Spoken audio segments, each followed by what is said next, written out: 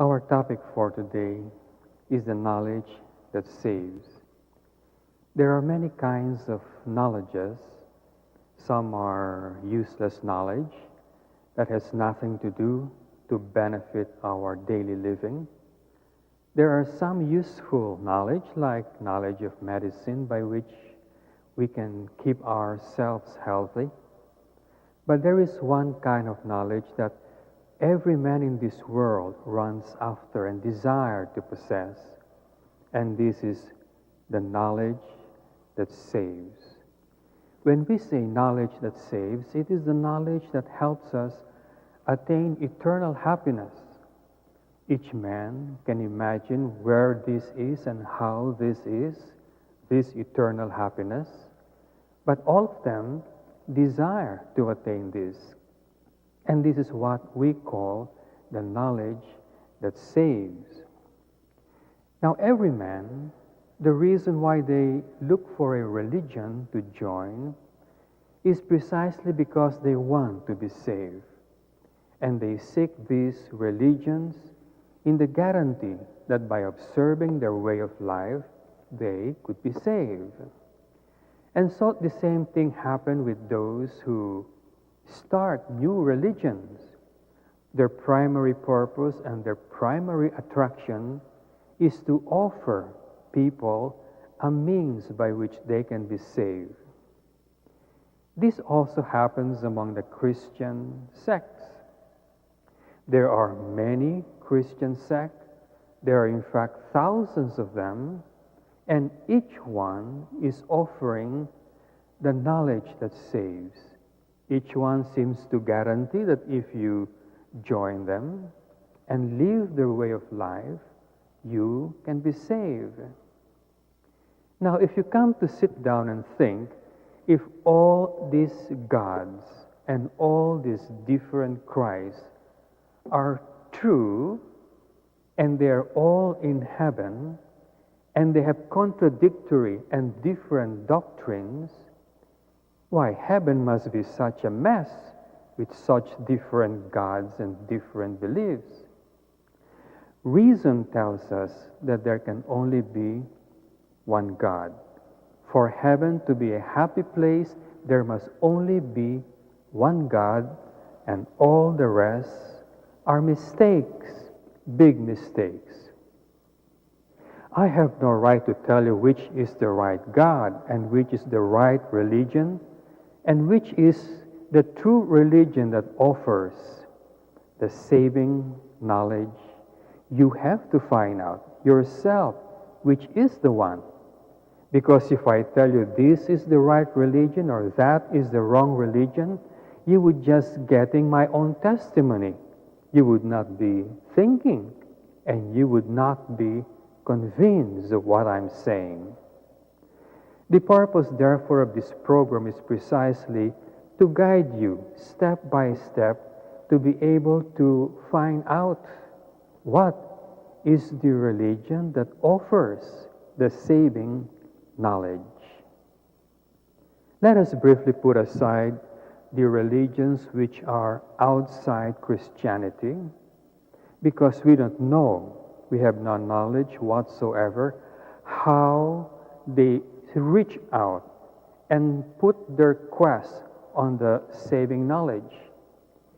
Let us put aside also the different Christian sect because we don't know what is their process of seeking the saving knowledge.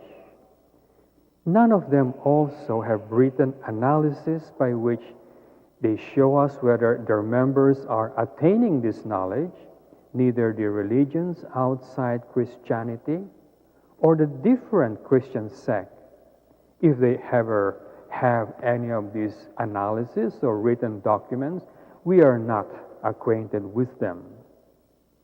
But it is different with the Catholic Church. We know exactly what a Catholic is supposed to do to attain the salvation that saves. And there is an analysis made by the second highest office in Rome to show us whether we Catholics are attaining this knowledge. This, therefore, is what we shall try to discuss right now. It is important for us, therefore, to find out which is the true religion that offers the true knowledge that saves.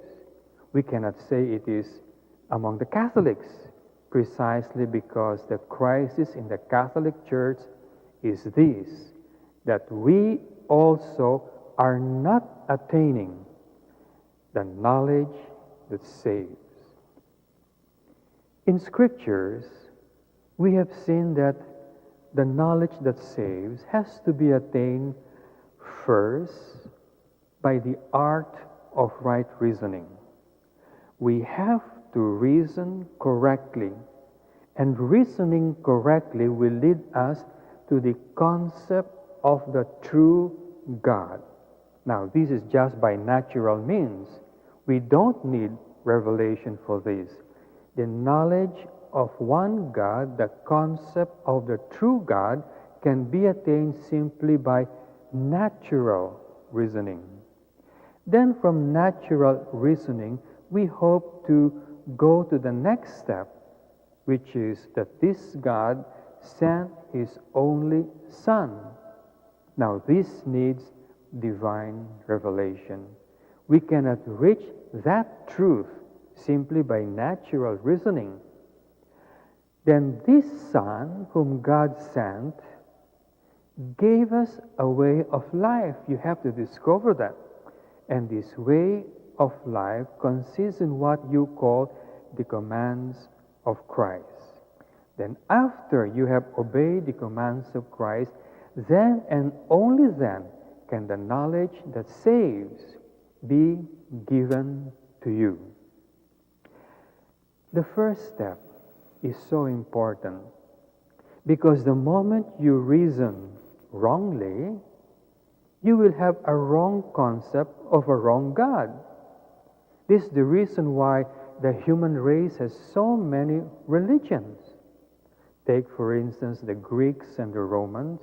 They have reasoned wrongly, and so they have so many gods, and their gods are nothing but divination or deification of their own passions. We have people who worship the sun, and animals who worship the stars and the trees. Now, how did they come to such a conclusion? By means of erroneous reasoning. If your reasoning is erroneous and your God is not a true God, well, the knowledge that saves will not be given to you. In the Catholic Church, therefore, right reasoning is so important. It can be compared to this, for instance. You recall the story of the 5 blind men who were wondering what an elephant looks like. And so they went towards an elephant and began touching the elephant. The one who touched the trunk of the elephant said, "Oh, the elephant is just like a giant host." Or the one who touched the leg said, "The elephant is just like a trunk of a tree." And the one who touched the tail said, "Oh, probably an elephant looks like a worm." Now notice, this is like seeking God like a blind man if you don't reason correctly. So even if you come to touch God, you will have a wrong concept of God. Like the five blind men who touched the elephant, they were able to touch the elephant, but they had a wrong idea of what is an elephant. Those who reason wrongly can be compared to a basketball star who tries to shoot the ball into the goal, but in complete darkness. The possibility of missing is very great. But if you reason rightly, you would be like a basketball star who is trying to shoot the ball on daylight with a strong light. Well, you can see the goal, you can see the ball, but there is no guarantee that you can shoot the ball. And the same thing precisely is what happened to Judas Iscariot. During these short lessons, therefore, we shall deal precisely with these 3 steps. Hopefully, when we finished it and you act upon the things you have learned in these tiny lessons, you would find yourself face to face with the saving knowledge that we are all looking for. Again, the steps are right reasoning that we shall discuss more and more. The next is true Christian faith. And as we discuss this, you will notice it's so different from the faith of other Christian sects. And the last is the knowledge that saves. May the divine assistance always be with you.